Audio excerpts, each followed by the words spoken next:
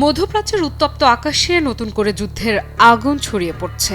গাজা যুদ্ধের উত্তেজনার মধ্যেই এবার সরাসরি ইসরায়েলের বিরুদ্ধে যুদ্ধে নামল লেবানন ভিত্তিক শক্তিশালী সশস্ত্র গোষ্ঠী হিজবুল্লাহ। একযোগে ছুড়ে দেওয়া হলো প্রায় ১৫০টি রকেট ও ক্ষেপণাস্ত্র। এতে মুহূর্তেই কেঁপে ওঠে ইসরায়েলের উত্তরাঞ্চল। নতুন করে প্রশ্ন উঠছে, মধ্যপ্রাচ্য কি এবার পূর্ণাঙ্গ আঞ্চলিক যুদ্ধের দিকে এগোচ্ছে?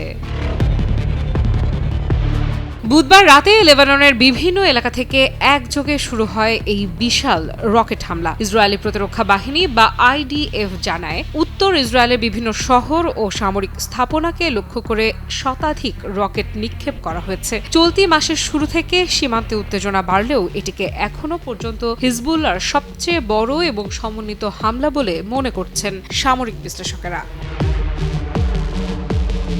রকেট হামলার পর মুহূর্তেই সাইরেন বেজে ওঠে হাইফা শহরসহ গ্যালিলিও ও গোলান হাইটস অঞ্চলে। আতঙ্কে ঘুম ভেঙে যায় হাজার হাজার মানুষের। অনেকেই দ্রুত বাংকার ও নিরাপদ আশ্রয়ে ছুটে যান। আকাশে তখন একের পর এক বিস্ফোরণের শব্দ আর প্রতিরক্ষা ব্যবস্থার পাল্টা প্রতিরোধের দৃশ্য। ইসরায়েলের আকাশ প্রতিরক্ষা ব্যবস্থা বেশ কয়েকটি রকেট ভূপাতিত করতে সক্ষম হলেও হামলার ব্যাপকতা পুরো অঞ্চলকে নাড়িয়ে দিয়েছে।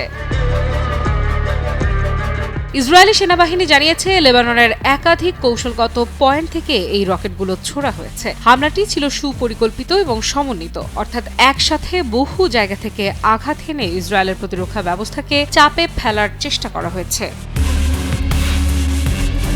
এখনো পর্যন্ত কোনো প্রাণহানির খবর না পাওয়া গেলেও বিভিন্ন এলাকায় ক্ষয়ক্ষতির পরিমাণ ব্যাপক। জরুরি পরিষেবাগুলো ইতোমধ্যে ক্ষতিগ্রস্ত অঞ্চলগুলোতে কাজ করতে শুরু করেছে।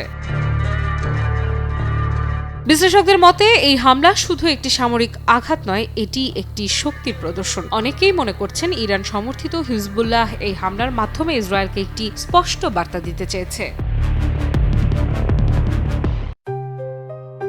JBS holdings limited.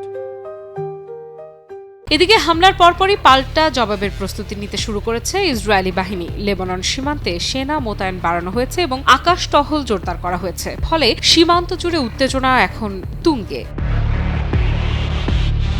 বিশেষজ্ঞরা সতর্ক করে বলছেন, যদি এই পাল্টাপাল্টি হামলা আরও বাড়ে তাহলে পরিস্থিতি খুব দ্রুতই নিয়ন্ত্রণের বাইরে চলে যেতে পারে।